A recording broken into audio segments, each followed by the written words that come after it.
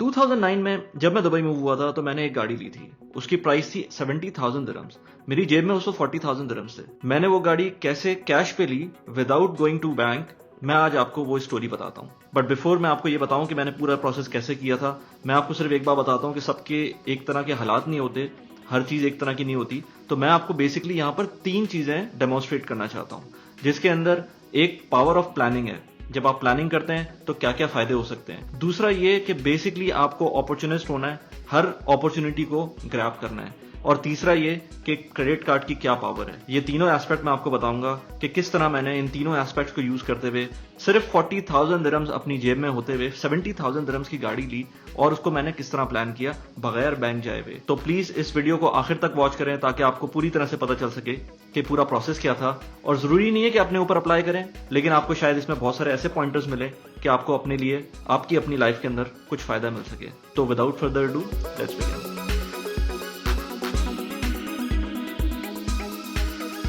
मेरा नाम मोहम्मद वली खान है। पर्सनल फाइनेंस और प्रोडक्टिविटी के ऊपर मैं रेगुलर वीडियोस अपलोड करता हूं। अगर आपको इन दोनों टॉपिक्स में इंटरेस्ट है तो आप बिल्कुल सही जगह पर हैं। Please subscribe to the channel and let's begin.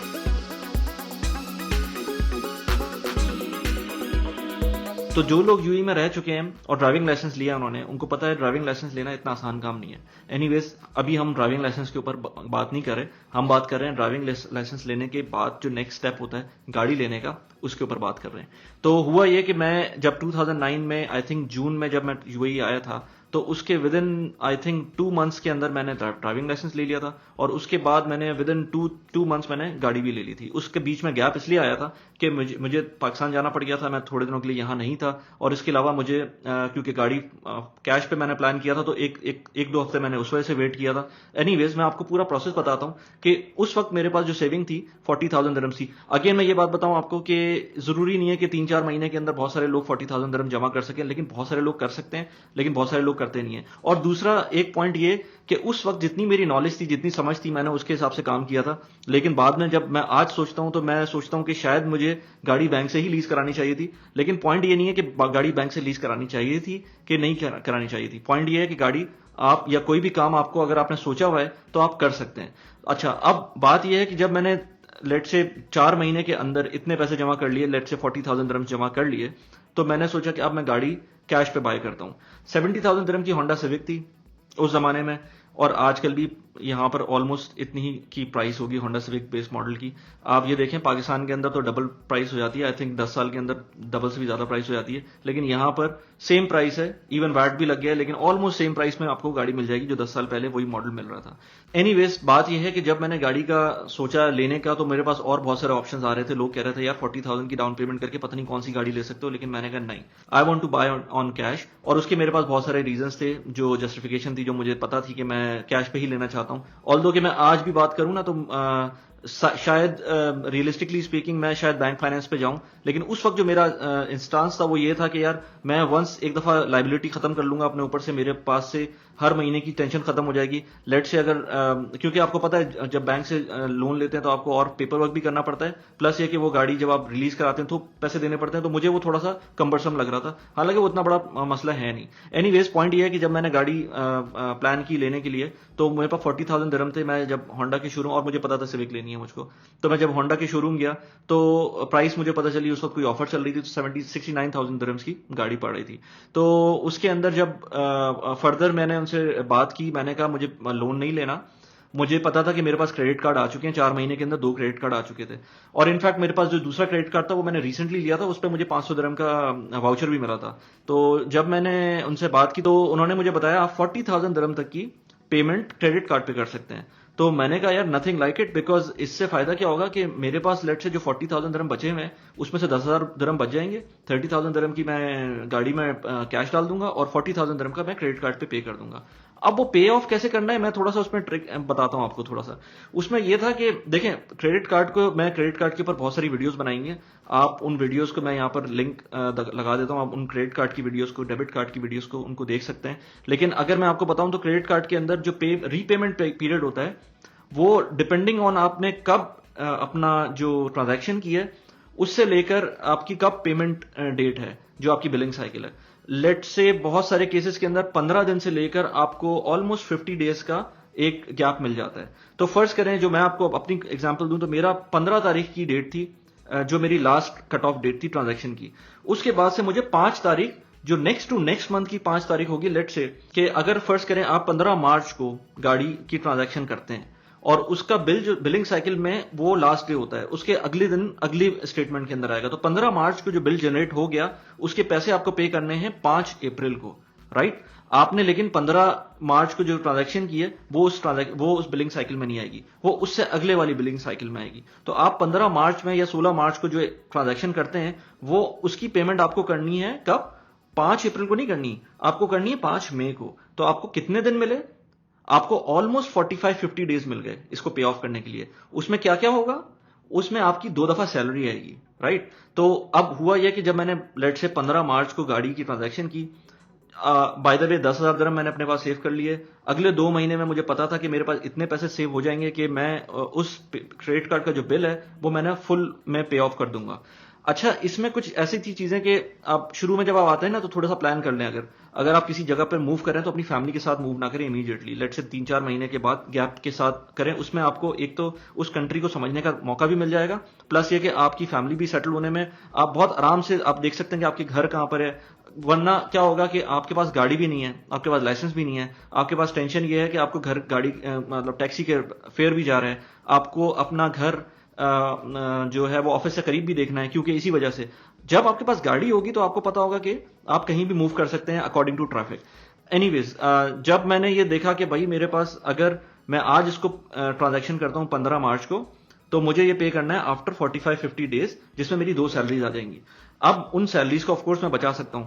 अब इतने पैसे तो मैं बचा सकता हूं कि मैं उनमें 30,000 दिरहम्स उसको किसी तरह से अपना कॉर्नर्स कट करके अपने पैसे पे ऑफ कर दूं क्रेडिट कार्ड के। अच्छा, जैसे मैंने आपको बताया कि मैंने एक कार्ड जो रिसेंटली मैंने उस वक्त अप्लाई किया था, मुझे 500 दिरहम्स का कैशबैक भी मिल गया था। तो 500 दिरहम्स का कैशबैक अलग मिला। एक मेरा कार्ड जो मेरी सैलरी अकाउंट का था वो क्रेडिट कार्ड था। इसके अंदर मैंने क्योंकि 40,000 दिरहम्स का इसके अंदर खर्चा किया था, यानी कि गाड़ी के ऊपर 30,000 दिरहम मैंने अपनी तरफ से लगाए थे, 40,000 दिरहम मुझे क्रेडिट कार्ड पे मैंने पे किए थे।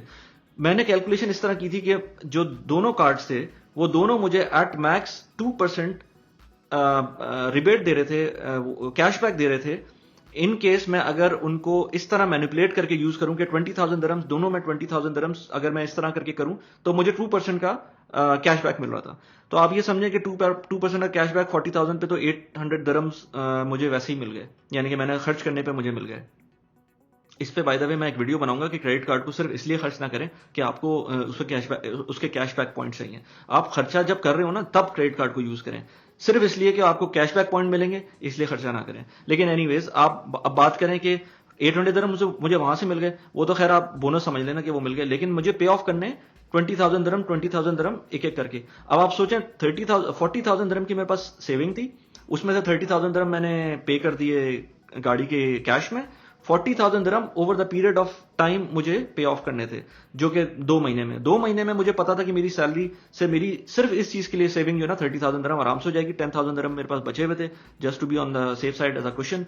वो मैंने थ्रू आउट ये 3 महीने के अंदर, 3.5 महीने की जो साइकिल थी, इसके अंदर मैंने कैश पे गाड़ी ली, बगैर किसी बैंक को के पास गए हुए, बगैर किसी लोन को अप्लाई किए हुए।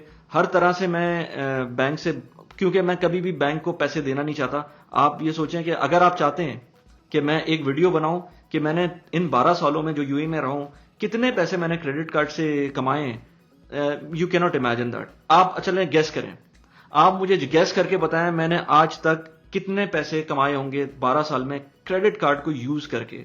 If you guess it correctly, मैं आपका नाम अगली वीडियो में लूंगा और बताऊंगा भाई साहब ने बिल्कुल सही गेस किया है। लेकिन प्लीज गेस इट, मुझे वीडियो में बताएं कमेंट करके। अच्छा, गाड़ी को कैश पे लेना एक सही स्ट्रैटेजी है कि नहीं है, ये एक अलग बात है, क्योंकि इसके अंदर बहुत से इफ्स एंड बट्स आ जाते हैं। लेकिन मैं आपको अभी बता रहा हूँ 2009 के अंदर जो मेरी सोच थी, मैं जिस तरह सोच रहा था मैंने उस तरह उस पर अमल किया। इनफैक्ट मैंने जो दोबारा गाड़ी ली वो भी कैश पे ली थी, वो एक अलग स्टोरी है। लेकिन ये क्योंकि बहुत स्ट्रीमलाइंड स्टोरी थी तो मैं इसके बारे में बात कर सकता हूँ, क्योंकि वो तो उस वक्त थी जब मेरे पास पैसे भी थे, तो इसलिए मैं उसके बारे में बात नहीं कर रहा। इसमें तो मैंने सारी कमाई जो की थी वो यूएई के अंदर आके की थी और सारी सेविंग भी मैंने यहीं से की थी। अब इस पर बात हो सकती है कि मेरा वो डिसीजन सही था, क्योंकि क्रेडिट कार्ड जो कार का लोन होता है वो बहुत लो परसेंटेज पर होता है, लो प्रॉफिट रेट पर होता है, तो उसमें ये बात सही थी कि नहीं थी, ये एक अलग बात है। लेकिन मैं आपको कह रहा हूं कि अगर आप डिसाइड कर लें ना किसी चीज को और उसको प्लान कर लें तो हर चीज हो सकती है। आजकल के जमाने में 70,000 दिरहम को कोई निकालेगा ना तो अच्छे से अच्छी सैलरी वाला भी कहेगा यार ये बहुत बड़ी अमाउंट है, मैं इतने पैसे खर्च नहीं कर सकता। उसका माइंडसेट इस तरह का होता है। लेकिन अगर आपको अपॉर्चुनिटी मिलती है, क्योंकि मुझे तो यहां पर अपॉर्चुनिटी मिली, मेरे 800 दिरहम एक जगह बचे। मेरे बाय द वे मैंने जो क्रेडिट कार्ड लिए वो कभी भी मैं एनुअल फीस के ऊपर नहीं लेता, हमेशा या तो वेव करवाता हूं या वो फ्री होते हैं। तो 800 दिरहम मुझे उसके अंदर जो कैशबैक पे मिला, प्लस मैंने जो एक क्रेडिट कार्ड एक्स्ट्रा अप्लाई किया था वो मुझे उन्होंने 500 दिरहम दिए थे। तो आप ये समझ लें ऑलमोस्ट 2000 दिरहम के करीब मुझको तो ऐसे ही मिल गए ना, बगैर किसी कोई काम किए हुए, सिर्फ गाड़ी खरीदने पे। तो वाई शुड आई पे इंटरेस्ट टू बैंक जब मुझे बैंक पैसे दे रहा है उस काम के? तो भाई दूसरों की बेवकूफ़ी के ऊपर जो है ना आप फायदा उठाएं।